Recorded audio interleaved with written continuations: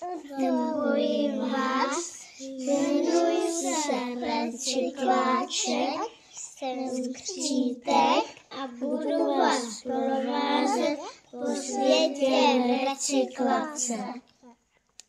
Spolu ostatnými recyklačíkmi.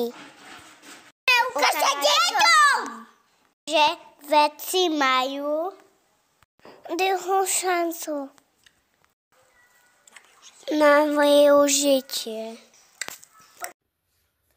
Chcem u detí rozvíjať komunikáciu a aktivity so mnou deti naučia pomáhať chrániť planétu.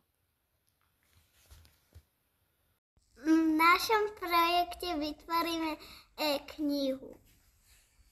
Budú postupy na recykláciu.